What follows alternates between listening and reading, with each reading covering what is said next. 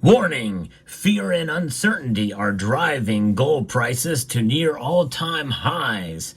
There could be some blowback from this, and I'll explain what I mean in this video as we talk about the drivers moving gold to near an all-time high as we explore.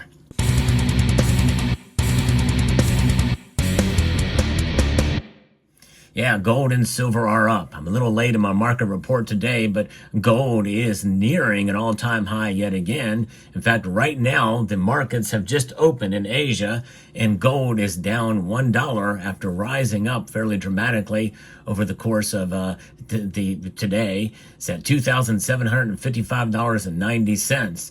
Silver is down slightly, and it was down slightly earlier in the day too. But gold really is up, and it is up because of uncertainties with regards to Trump.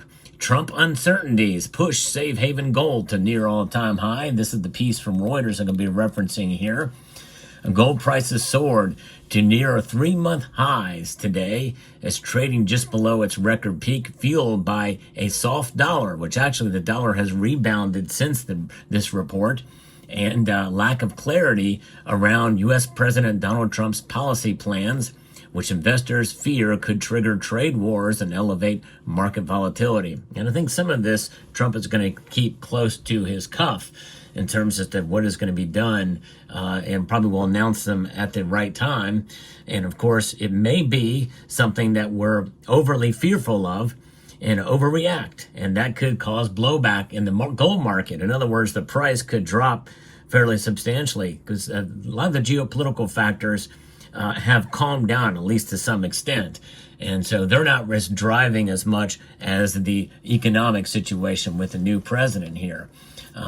So the dollar index has recovered, but it did dip to more than a 3-week low earlier in the session. And so the fact that the dollar is stronger now in late trading could push gold prices back. And we're kind of seeing some effort, a little bit of that happening right now. There are uncertainties with proposed tariffs and other things, and gold typically does well when there's a large or even a moderate amount of uncertainty in the market.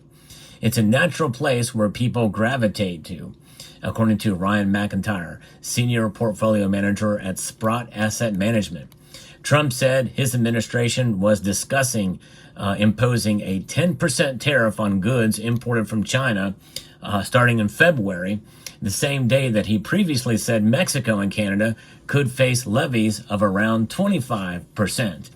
And so we know February 1st is the date, and he was discussing that there could be this tariff that could happen. But will it actually happen or not? I guess we really don't know. Gold is often viewed as a haven during times of economic and geopolitical turmoil and uncertainty, and it's reacting because of that right now. But Trump's proposed policies are broadly regarded as inflationary. Again, I've got to correct Reuters again. They keep saying that. The prices can increase under a certain tariff. That's going to happen for sure. But it's not inflationary. Potentially compelling U.S. Federal Reserve to sustain elevated interest rates for an extended period of time to rein in rising price pressures. In fact, I think right now they're pretty much banking in that there's going to be a 1 rate cut this year. And it was 4 at one time. And of course, that was even before or after Trump got elected. So we'll see how that plays out. Trump has not provided many details about his proposed tariffs, making investors question the aggressiveness of the move and the depth of its potential impacts. And you know what happens with fear and uncertainty? You think the worst. And I think that's what's happening in the gold market right now. And I think and that means that gold could take another direction down. And if we do see another dip, that's a good time to consider buying precious metals if it's within your budget. And as you shop around, I hope you will consider channel sponsor Summit Metals. SummitMetals.com, elevate your wealth. Trump has perhaps just a shade less hawkish on tariffs as feared, which helps. Lower tariffs is taken to indicate lower inflation, or lower costs rather, hence potential for more rate cuts, according to Tai Wong, an independent metals trader.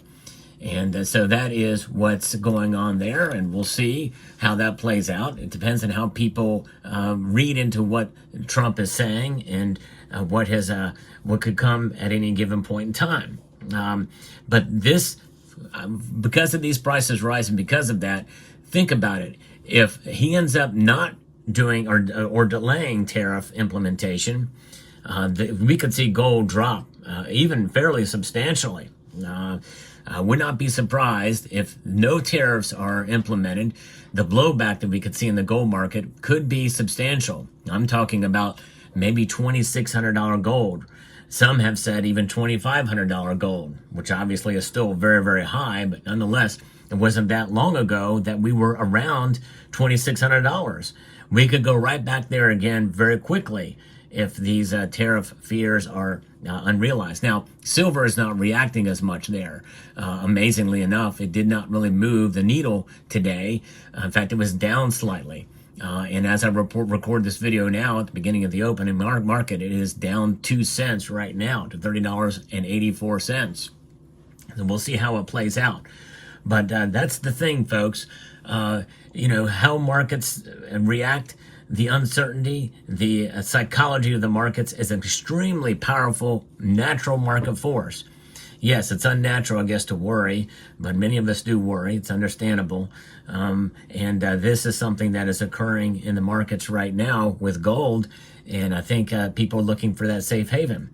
But as soon as things calm down, if they calm down and the tariffs aren't realized, or if they're implemented and it doesn't hurt the economy as much as some people think it will, then prices will subside a bit. It's just the way it is. Once you're not as uncertain, then people tend to forget about safe haven assets like gold. But right now, gold is sitting pretty. But even if the prices do go back, over the long course of time, gold will preserve your wealth. And most people understand that. It is not as volatile as silver is. And that is borne out to be the case as its steady move in an upwards direction with times of pullbacks here and there. But it's been a very stable force compared to silver, for sure. And that's one of the reasons why I typically put more resources into gold and have since about 2017. But nonetheless, this is where we're at with the gold market. It is fascinating. And with all of these meme coins, including Trump and Melania meme coins, and all of these other cryptocurrencies and really fast-moving, fast-paced investments that are out there, speculative investments, there's something refreshing about something that doesn't move in a fast pace, something that's a sure thing. You put money in a cryptocurrency, whether it be Bitcoin, which has reached well over $100,000, or Trump meme coin, or whatever meme coin that's out there that's just exploded in price. Well, you have a little bit of a sugar high there for a while. But sooner or later, something's going to come back some way in some manner or form. Bitcoin has done well. It's been volatile on the way up. But nonetheless, there's something sure about gold that transcends all.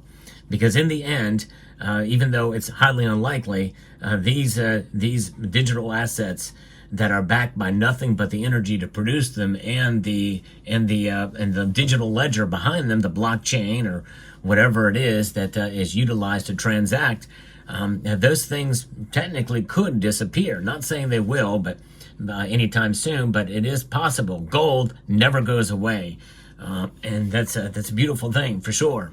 When you hold gold, you are storing something that has been a proven form of wealth for thousands upon thousands of years, and to me, that's pretty amazing. So there you have it.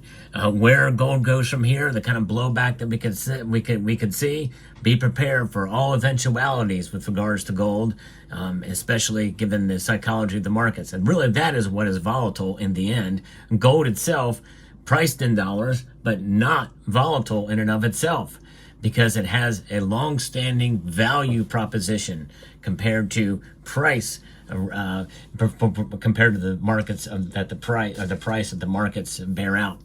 So there you have it, an amazing thing to see, and it's going to be an interesting ride this year, I think, especially with regards to a lot of the policies that will be implemented by Donald Trump through executive orders and other things.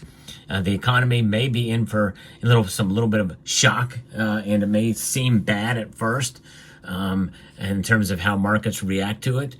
We just have to roll with those punches and play things out, see what happens.